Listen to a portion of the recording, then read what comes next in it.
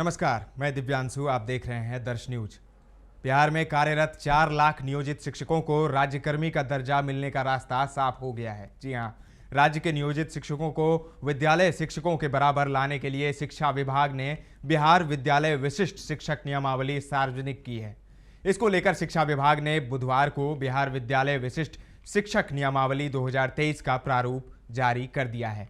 इसमें साफ किया गया है कि बिहार लोक सेवा आयोग यानी बीपीएससी से बहाल होने वाले शिक्षकों की तरह नियोजित को भी सुविधाएं और वेतनमान दिया जाएगा। नियोजित शिक्षक अब विशिष्ट शिक्षक कहलाएंगे।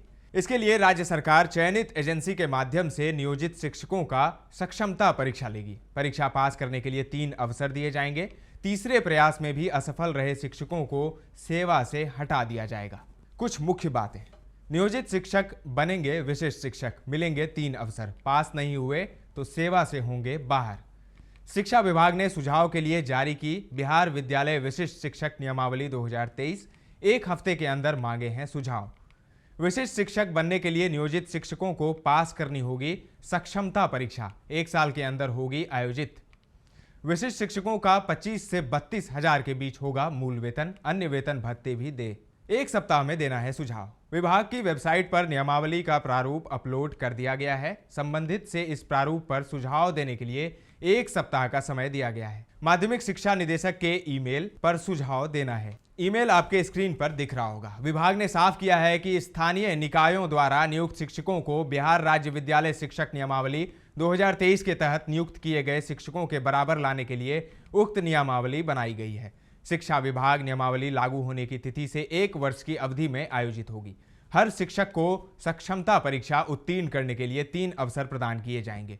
वैसे शिक्षक तो सभी 3 अवसरों में भी सक्षमता परीक्षा उत्तीर्ण होने में सफल रहेंगे तो उन्हें सेवा से हटा दिया जाएगा। यानी अगर तीनों अटेम्प्ट में वो सफल नहीं होते तो उन्हें सेवा से हटा दिया जाएगा। सक्षम परीक्षा में उत्तीर्ण हो वे एक अलग संवर्ण का गठन करेंगे, जिनकी सेवा शर्तों को अब नई नियमावली से विनियमित किया जाएगा। परंतु इन शिक्षकों के विरुद्ध आज की तिथि तक लंबित कोई अनुशासनिक कार्रवाई, सतर्कता जांच आदि नई नियमावली के उपबंधों के अनुसार जारी रहेगा। जब कभी विशिष्ट शिक्षक सेवानिवृत्त हो जाते हैं या त्यागपत्र देते हैं या बर्खास्त किए जाते हैं तो उनकी रिक्ति पर स्थानीय निकाय द्वारा नियुक्ति नहीं की जाएगी। प्रोन्नति का भी किया गया है प्रावधान। शिक्षा विभाग के अपर मुख्य सचिव के पाठक के हस्ताक्षर से बुधवार को जारी की गई इस नियमावली के मुताबिक स्थानीय निकाय के विभिन्न स्तरों पर नियुक्त सभी नियोजित शिक्षक सक्षमता परीक्षा पास करने के बाद विशिष्ट शिक्षक कहे जाएंगे। शिक्षा विभाग सक्षमता परीक्षा आयोजित करेगा। सक्षमता परीक्षा के लिए एजेंसी का चयन शिक्षा विभाग करेगा। नियमावली के प्रभावी होने की तिथि से 1 साल की अवधि में सक्षमता परीक्षा होगी। नियमावली पर सुझावों पाने के लिए सार्वजनिक की गई विशिष्ट शिक्षक नियमावली के तहत अनुकंपा के आधार पर नियुक्ति के अलावा कोई सीधी नियुक्ति नहीं होगी। विशिष्ट शिक्षकों को मूल वेतन 25 से 32 हजार रुपये तक मिलेंगे। इसके अलावा उन्हें महंगाई भत्ता, मकान किराया भत्ता, चिकित्सा भत्ता और शहरी परिवहन भत्ता भी देय होगा। 8 साल की सेवा के बाद मिलेगी प्रोन्नति।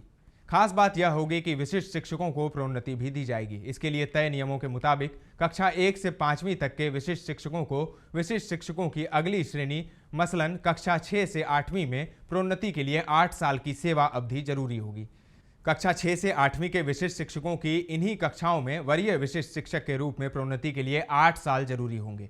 इसी प्रकार कक्षा 9 और 10 के विशिष्ट शिक्षकों की 11वीं और 12वीं के विशिष्ट शिक्षक की प्रोन्नति के लिए 8 साल और इसी श्रेणी में वरीय विशिष्ट शिक्षक में प्रोन्नति के लिए 8 साल की समयावधि तय की गई है। हालांकि अधिकार के रूप में प्रोन्नति का दावा नहीं किया जा सकेगा। सभी प्रोन्नति उपलब्ध रिक्तियों के आधार पर की जाएंगी। तबादला भी होगा। खास बात यह होगी कि कक्षा 1 से 5वीं तक के लिए प्रधान शिक्षक, प्रधानाध्यापक और उच्च माध्यमिक विद्यालयों की नियुक्ति प्रतियोगिता परीक्षा के आधार पर होगी।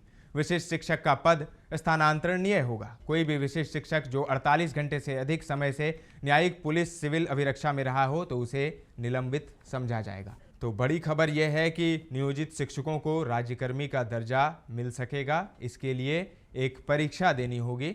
वो परीक्षा पास करने के लिए 3 अटेम्प्ट दिया जाएगा और उन 3 अटेम्प्ट में अगर पास नहीं होते तो फिर उन्हें सेवा से हटा दिया जाएगा। अभी के लिए इतना ही। दर्श न्यूज़ पर खबरों का सिलसिला लगातार जारी है। देखते रहें दर्श न्यूज़।